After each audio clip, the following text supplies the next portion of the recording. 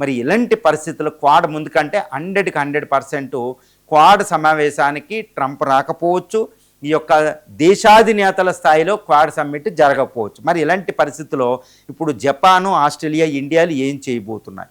ఎందుకంటే ఇది అమెరికాతో కలుపుకుని చైనాను అడ్డగించి తమను తాము రక్షించుకోవడానికి ఇప్పుడు భారతదేశం ఈ యొక్క ఆస్ట్రేలియా, జపాన్లు ఏకమైనవి అనమాట ఈ ప్రాంతంలో. దాన్ని ఇండో పసిఫిక్ రీజన్ అంటారు, ఇండియన్ ఓషన్, పసిఫిక్ మహాసముద్రంలో.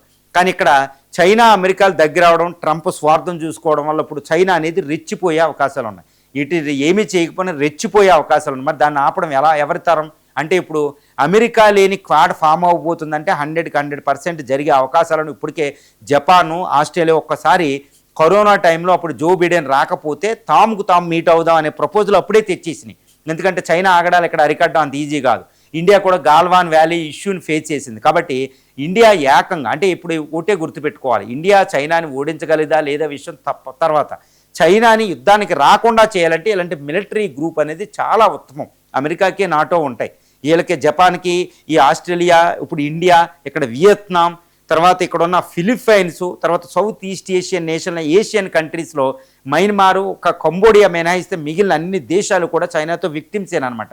కాబట్టి ఇటు Brunei, Philippines, Japan, South Korea, India, తర్వాత ముఖ్యంగా వియత్నాం, ఇండోనేషియా, ఇవన్నీ సింగపూర్ కూడా, ఈ దేశాలన్నీ కలిపి అమెరికా లేని ఒక క్వాడ్గా ఏర్పడిపోతాయా, ఒక మిలిటరీ గ్రూప్గా సహకరించుకునే అవకాశాలు మనకి ఇక్కడ కనిపిస్తుంది. ఎందుకంటే సౌత్ చైనా సీలో చైనా ఆగడాలు పెరిగిపోవడం, తర్వాత ఇండియన్ ఓషన్లో దాని ఆగడాలు పెరిగిపోవడంతో ద మిలిటరీలీ గ్రో అయిపోయిన చైనాను అడ్డగించాలంటే అమెరికా అవసరం. కానీ అమెరికా అనాసక్తత చూపుతుంది, అమెరికా ఉపేక్షిస్తుంది. కాబట్టి ఎంత మాత్రం దాన్ని పక్కన పెట్టే ఇటు జపాన్, సౌత్ కొరియా, ముఖ్యంగా ఇండియా, తర్వాత Vietnam, Singapore, Indonesia, Australia, New Zealand, అంటే ఇండో పసిఫిక్లో ఉన్న దేశాలు చైనాకి ఎగ్నెస్ట్గా అవి ఒక అలయన్స్గా ఏర్పడాయి. చైనాకి ఎగ్నెస్ట్గా మిలిటరీ గ్రూప్ అని చెప్పలే.